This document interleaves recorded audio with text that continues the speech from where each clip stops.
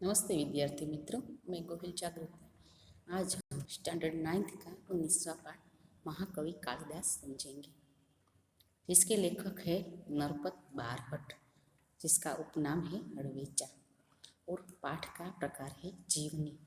जीवनी यानी कि किसी के जीवन के बारे में लिखी गई पुस्तक, उसे कहते हैं जीवनी।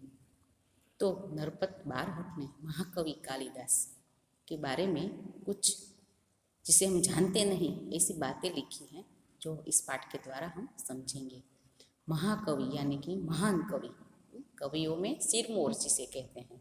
संस्कृत भाषा के प्रमुख कवि है कालिदास, जिसका नाम आपने सुना होगा। लेखक का परिचय देखें तो राजस्थानी संस्कृति के शोधकर्ता नरपत बारहट यानी कि हड़वेचा ने एम.एड की उपाधि प्राप्त की है। जय नारायण विश्वविद्यालय जयपुर से संलग्न है, यानी कि उनसे जुड़े हुए हैं। उनकी विशेष रुचि लेखन में है, संस्कृत के प्रवाहों और प्रवाहों को समझने में प्रयत्नशील है। उन्होंने लिखा है, जिन्होंने देश सेवा की खातिर अपना घर, अपना परिवार छोड़कर, ऐशो आराम त्याग कर, भूखे प्यासे रहकर इस देश को गुलामी की जंजीरों से मुक्त कराने के लिए सर्वस्व कुर्बान किया है, वह वंदनीय है। महापुरुषों की जीवनियाँ, इस संग्रह में कुल 60 प्रसिद्ध महापुरुष को जीवन चरित्र अंकित है। प्रस्तुत जीवनी महाकवि कालिदास के बारे में उसका परिचय, साहित्यिक रचनाओं का विवरण इस जीवनी में मिलता है। इस कृति से यह संदेश मिलता है कि किसी बच्चे को बुद्धू मानना नहीं चाहिए, क्योंकि यह मौका मिलने पर अपनी जो प्रतिभा है वह व्यक्त कर सकता है। तो इस पाठ में नरपत बारहट ने कहा है कि अगर कोई बच्चा, हमें ऐसा लगे कि वो पढ़ने में बहुत होशियार नहीं है या उसको कुछ समझ में नहीं आता, तो अभी ऐसा भी हो सकता है कि बड़ा होकर वह सबसे आगे निकल जाए। यानी कि किसी क्षमता हमें कम आंकनी नहीं चाहिए। पाठ देखें तो कालिदास को हम मात्र संस्कृति के महाकवि के रूप में जानते हैं। कालिदास को हम सिर्फ संस्कृत भाषा के महान कवि हैं ऐसा हमने सुना है। स्वयं महाकवि कालिदास ने अपना बारे में कुछ नहीं लिखा। हर्षचरित के शुरू में कवि बाण ने कालिदास का उल्लेख किया है। हर्षचरित कवि बाण ने लिखा है और उसमें उन्होंने कालिदास का उल्लेख किया है। इससे पता चलता है कि कालिदास बाण से पहले हुए हैं। एक स्थान पर स्वयं कालिदास ने अपने अभिभावक के रूप में लिखा है। वह कौन सा विक्रम है, इस बात का अभी पूरा पता नहीं चला है। महाकवि कालिदास ने विक्रम राजा के बारे में उल्लेख किया है, लेकिन विक्रम राजा कई हो गए और कौन सा विक्रम है वो हमें पता नहीं चला है। फिर भी उन्हीं राजा विक्रमादित्य और राजा भोज का समकालीन मानकर कितनी ही कथाओं का नायक बनाया गया है। विभिन्न भाषाओं में पहेलियों और लोक कथाओं में इसकी विद्वता, कविता और चमत्कारिक प्रसंगों का वर्णन मिलता है। अब हम उनका जन्म और परिचय देखेंगे। कुछ विद्वानों ने कालिदास का जन्म 365 ईस्वी सन तथा निधन 445 ईस्वी सन माना है। महाकवि कालिदास के जन्म स्थान के बारे में अभी ठीक ठीक पता नहीं चला है। कुछ विद्वानों ने उनका जन्म स्थान उज्जैनी यानी कि वर्तमान उज्जैन माना है, जो सही लगता है, क्योंकि मेघदूत में स्वयं कवि ने उज्जैनी का विशेष दर्शनीय कहा है, यानी कि देखने लायक एक जगह कहा है। और लंबा रास्ता पड़ने पर भी उधर से जाने के लिए बादल से अनुरोध किया है। उज्जैनी में उन दिनों राजा विक्रमादित्य का राज्य था। वहाँ की प्रजा सब प्रकार से सुखी थी। साहित्य और कला की उन्नति चरम सीमा पर पहुंची हुई थी। राजा विक्रमादित्य ने अपने नाम से ही विक्रम संवत चलाया था। समय समय पर उन्होंने सोने के सिक्के चलवाए थे। उनसे उनके राज्यकाल का ठीक ठीक पता चलता है। विक्रमादित्य के समकालीन जितने वैभव देश में आया, उतनी साहित्य तथा जितनी उन्नति हुई उतनी कभी नहीं हुई। एक से बराबर एक कवि, साहित्यकार और वैज्ञानिक इस युग में उत्पन्न हुए थे।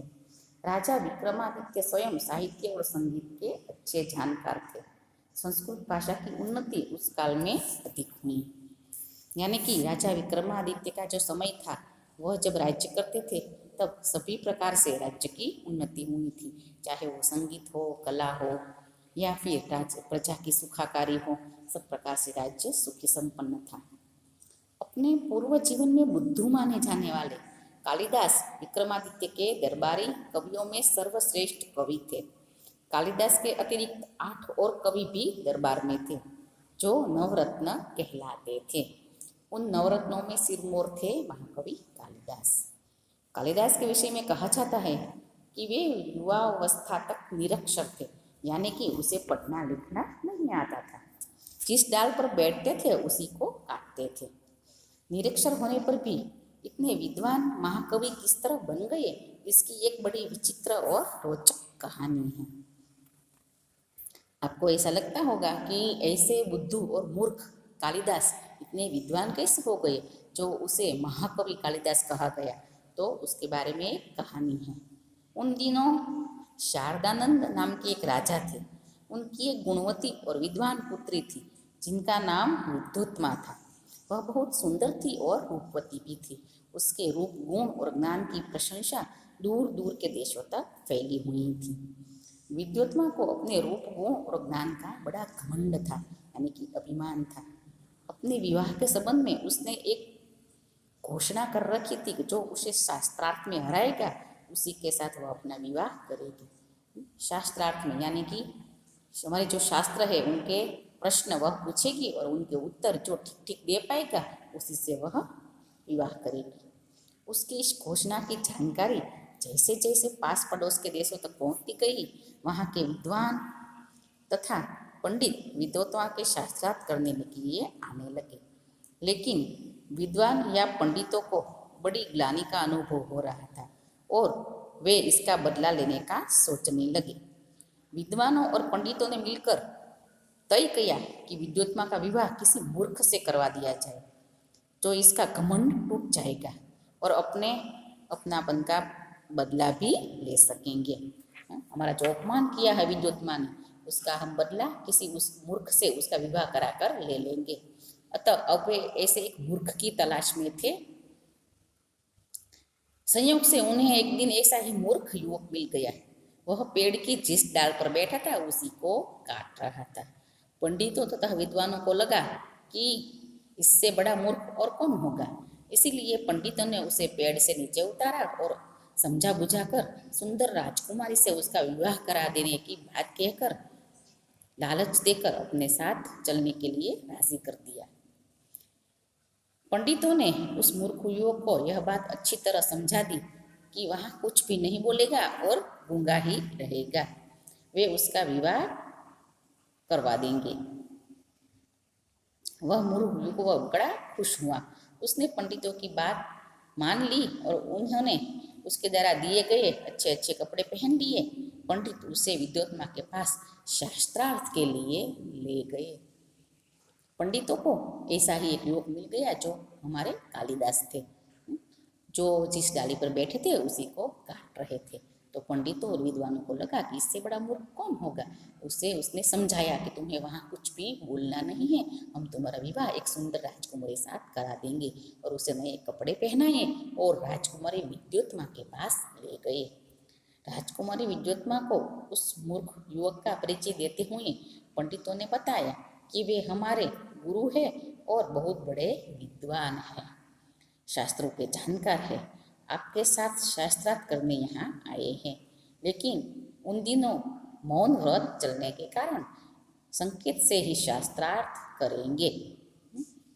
पंडितों ने बताया कि ये हमारे गुरु है और इस समय उसका मौन व्रत चल रहा है, इसीलिए वह आपके साथ इशारों में ही बात करेंगे।